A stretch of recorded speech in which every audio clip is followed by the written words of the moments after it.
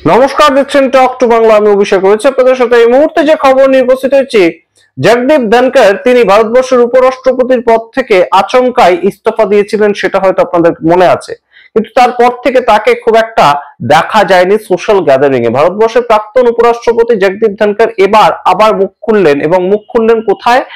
RSS এর একটি সভাতে তিনি গিয়ে মুখ খুললেন। আপনারা জানেন আরএসএস এর সঙ্গে অত্যন্ত ঘনিষ্ঠ সম্পর্ক ছিল জগদীপ ধনখড়ের, এবং সেই সম্পর্ক অবশ্যই বেশ খানিকটা কিন্তু গভীরেই ছিল, এবং যার ফলে তাকে পশ্চিমবঙ্গের রাজ্যপাল সেখান থেকে উঠিয়ে নিয়ে গিয়ে একদম ভারতবর্ষের উপরাষ্ট্রপতির পদের মতন একটা পদ দেওয়া হয়েছিল। কিন্তু সেই পদে থাকাকালীন তিনি বিভিন্ন ধরনের সমালোচনা করতেন, এবং সরকারের সমালোচনা সেটা তো কখনোই মেনে নেওয়া যায় না।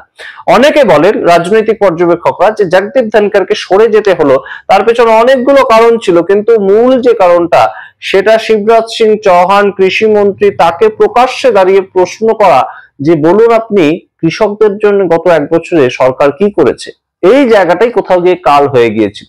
জগদীপ ধনখড় ইতিমধ্যে আবারও মুখ খুলেছেন, এবং মুখ খুলে তিনি প্রাথমিকভাবে যে বক্তব্যটা রেখেছেন সেটা বেশ খানিকটা মারাত্মক। এবং মারাত্মক কেন? কারণ ভারতীয় জনতা পার্টি গত 11 বছরের সরকারের মধ্যে যে জায়গাটা টাচ করতে তারা সবচেয়ে অস্বস্তি বোধ করে সেটাই জগদীপ ধনখড়ের ইস্তফা, এবং সেই জায়গাটা নিয়েই জগদীপ ধনখড় আবারও মুখ খুলেছেন। কিছুটা মুখ খুলেছেন, কিন্তু কিছুটাই যথেষ্ট, ইশারাই কাফি হ্যায়, সেই রকম বক্তব্য রেখেছেন জগদীপ ধনখড়। পুরোটা বলবো বিস্তারিত, তার আগে অবশ্যই টক টু বাংলা ইউটিউব চ্যানেলকে সাবস্ক্রাইব করে দিন, ভিডিও দেখুন শেষ অবধি স্কিপ না করে। আপনারা জানেন এই মুহূর্তে জগদীপ ধনখড় তিনি যখনই বিশেষ কিছু বলতেন সেটা কিন্তু ভাইরাল হয়ে যেত, এবং তিনি বারংবার মুখ খুলেছেন সরকারের পক্ষ হয়ে, একদম নরেন্দ্র মোদী, অমিত শাহ, গুজরাট লবির পক্ষ হয়ে কথা বলেছেন।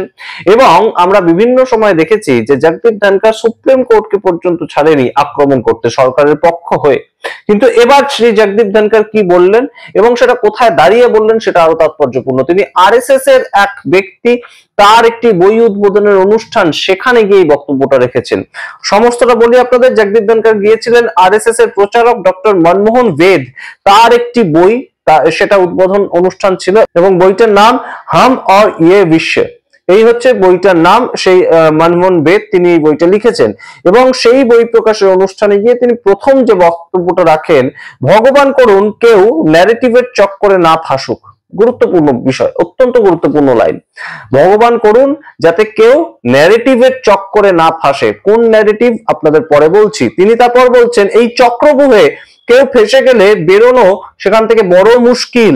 আমি আমার উদাহরণ দিচ্ছি না, কিন্তু আমি আমার উদাহরণ দিচ্ছি না তো কার উদাহরণ দিচ্ছেন জগদীপ ধনখড়? সবচেয়ে তাৎপর্যপূর্ণ প্রশ্নটা এটাই উঠে আসে যে জগদীপ ধনখড় যেভাবে চক্রব্যূহের থেকে আর বেরোতে পারলেন না, একদম তাকে বাইরে বেরিয়ে যেতে হলো, সেই জায়গাটাই কি কোথাও গিয়ে মনে করিয়ে দিচ্ছিলেন না জগদীপ ধনখড়? এই প্রশ্ন এই মুহূর্তে উঠতে বাধ্য, এবং তিনি বলছেন আমি চাই যে ভগবান না করুন কেউ ন্যারেটিভের চক্করে যেন না ফেসে যায়। গুরুত্বপূর্ণ প্রেক্ষাপট এই মুহূর্তে জগদীপ ধনখড়ের ইশারাই কাফি হ্যায়। তিনি যতই ম্যানেজ দেওয়ার চেষ্টা করুন না কেন যে আমি আমার উদাহরণ দিচ্ছি না, কিন্তু তিনি যে কার উদাহরণ দিচ্ছে সেটা সেখানকার বসে থাকা আমজনতা অন্তত বুঝতে পেরেছে, অন্তত দেশের রাজনৈতিক মহল সম্পূর্ণটা তো বুঝতে পারছেই। তার পরবর্তীতে তার এক আধিকারিক, তার এক সহকারী, তিনি প্রাক্তন উপরাষ্ট্রপতি ছিলেন, তার সহকারী থাকবেনই, সেই সহকারী এসে বলেন যে চলুন আপনার ফ্লাইটের সময় হয়ে গিয়েছে, এবং সেইখান থেকেও জগদীপ ধনখড় আরো একটি বক্তব্য রাখেন। তাকে ডাকতে আসেন এক আধিকারিক, এবং তিনি তখন মাইকে বলেন যে খবর এসেছে যে সময় সীমিত, কিন্তু আমি আমার ফ্লাইট ধরার চিন্তায় নিজের কর্তব্য তো ছাড়তে পারি না। আমার বর্তমান এবং অতীত তার প্রমাণ, অর্থাৎ তিনি যে কর্তব্য থেকে সরে কোনো মতেই যেতে পারবেন না। সময় সীমিত থাকলেও, ফ্লাইট ধরার চিন্তা থাকলেও তিনি তার কর্তব্য ছেড়ে কখনো বাইরে বেরোন না। সেটা তার বর্তমান এবং সেটা তার অতীত, এটা সম্পূর্ণ তার প্রমাণ। অর্থাৎ তাকে তার কর্তব্য থেকে সরে যেতে কে বাধ্য করেছিল, এই প্রশ্ন ওঠে এই মুহূর্তে, এবং কার চাপে তিনি সম্পূর্ণ পদত্যাগ করতে বাধ্য হলেন। এটা কেন বললেন না জগদীপ ধনখড়? জগদীপ ধনখড় এখন তো প্রাক্তন উপরাষ্ট্রপতি, তার উপর কোনো সরকারি দায়িত্ব তো আর এই মুহূর্তে নেই।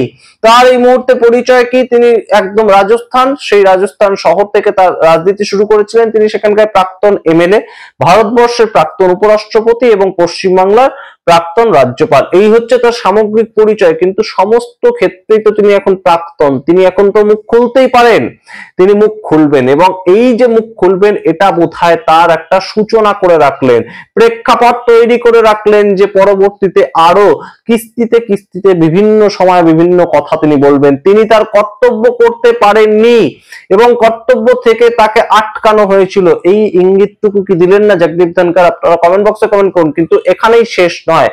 মুরলী মনোহর যোশী বিভিন্ন সময়, আপনারা জানেন যে ভারতীয় জনতা পার্টির বর্তমান যে গুজরাট লবি তার বিরুদ্ধে দাঁড়িয়ে থাকা একজন মানুষ, এবং 2024-এর পরবর্তী সময় থেকে যখনই পার্লামেন্ট সেশন শুরু হয়েছে ঠিক তার আগে কোনো না কোনো প্রেক্ষিতে মুরলী মনোহর যোশী কিছু না কিছু বলেছেন। এবং মুরলী মনোহর যোশীর এই মুহূর্তে পরিচয়, তিনি এই মুহূর্তে মার্গদর্শন মন্ডলী সেখানে তাকে পাঠিয়ে দেওয়া হয়েছে, এবং মার্গদর্শন মন্ডলী মানে তাদের আর কোনো দাম নেই। ঠিক যেমন ভাবে লালকৃষ্ণ আদবানি তাকে পাঠিয়ে দেওয়া হয়েছিল, তেমন ভাবে মুরলী মনোহর যোশী তাকেও পাঠিয়ে দেওয়া হয়েছিল। এই মুরলী মনোহর যোশী, লালকৃষ্ণ আদবানি এরা ছিলেন অটল বিহারী বাজপেয়ীর চারপাশে থাকা মানুষজন, এবং সেখান থেকে একমাত্র এখনো পর্যন্ত রাজনাথ সিং তিনিই টিকে রয়েছেন, বাদ বাকি সবাই মোটামুটি মার্গদর্শন মন্ডলীতে চলে গিয়েছেন।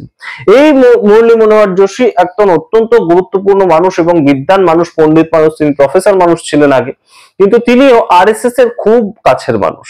এবং তার যে বক্তব্য, তিনি কি বলছেন, ভোটে পয়সা ছড়ালেই মানুষের কল্যাণ করা যায় না, গুরুত্বপূর্ণ কিছু বক্তব্য এই মুহূর্তে উঠে আসছে।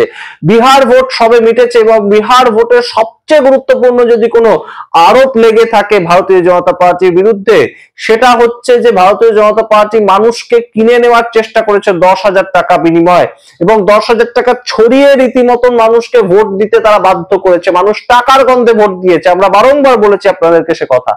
এবং বিহারের ভোটটা মিটে যাওয়ার ঠিক পরেই মুরলী মনোহর যোশী আরএসএস এর একটা সভায় দাঁড়িয়ে এই ধরনের বক্তব্য রাখছেন, সেটা অবশ্যই এই মুহূর্তে গুরুত্বপূর্ণ একটা প্রেক্ষাপট। রাজনীতিতে এই ধরনের কথা অত্যন্ত তাৎপর্যপূর্ণ। তিনি বলছেন টাকা ছড়ালেই মানুষের কল্যাণ করা যায় না। এর আগে মুরলী মনোহর যোশী কয়েকদিন আগেই কি বলেছিলেন আপনাদের একবার মনে করিয়ে দিই।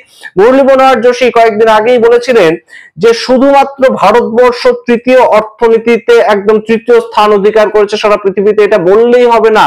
সাধারণ মানুষের কাছে কত টাকা আছে, গরিব আরো গরিব হচ্ছে, এই কথাগুলো মুরলী মনোহর যোশী বলেছিলেন, এবং ডেটা দিয়ে তিনি বলেছিলেন। অমর্ত্য সেন তার ডেটা, ইকোনমিস্টের ডেটা দিয়ে তিনি বলেছিলেন কথাগুলো, অত্যন্ত শোরগোল পড়ে গিয়েছিল। এবং সেই জায়গাটা আরো একবার কিন্তু এই মুহূর্তে মুরলী মনোহর যোশী তিনি মনে করিয়ে দিলেন যে টাকা দিলেই মানুষের কল্যাণ করা যায় না। কোথাও গিয়ে একদম ভারতীয় জনতা পার্টির যে পুরনো মানুষজন, তারা কোথাও একটা শিক্ষা দিতে চাইছে গুজরাট লবিকে, যে দিল্লি, হরিয়ানা, মহারাষ্ট্র কিংবা বিহার তোমরা জয় করতেই পারো, কিন্তু যেভাবে ভারতীয় জনতা পার্টি চলার কথা সেভাবে কি তোমরা চলছো? এই প্রশ্নগুলো এই মুহূর্তে উঠছে। ঠিক জগদীপ ধনখড় এবং মুরলী মনোহর যোশী দুজনেই এই কথা মনে করিয়ে দিচ্ছেন, তেমনই কোথাও গিয়ে মানুষজন মনে করছে। কারণ দুটো যে অনুষ্ঠান, দুজনই যে বক্তব্যটা রেখেছেন, দুটোই আরএসএস এর অনুষ্ঠান, দুটোই গুরুত্বপূর্ণ অনুষ্ঠান। এবং আপনাদের আরো বলে রাখি যে মুরলী মনোহর যোশী যখন আগের বার কথাটা বলেছিলেন তখন স্টেজে বসেছিলেন মোহন ভাগবত, আরএসএস প্রধান, সুতরাং তার সামনেই তিনি এই ধরনের কথা বলেছিলেন। আপনার সামগ্রিক রিপোর্টের ভিত্তিতে কি মনে করেন অবশ্যই কমেন্ট বক্সে কমেন্ট করুন। দেখতে থাকুন টপ টু বাংলা, অবশ্যই টপ টু বাংলা ইউটিউব চ্যানেলটিকে সাবস্ক্রাইব করে দিন। ধন্যবাদ।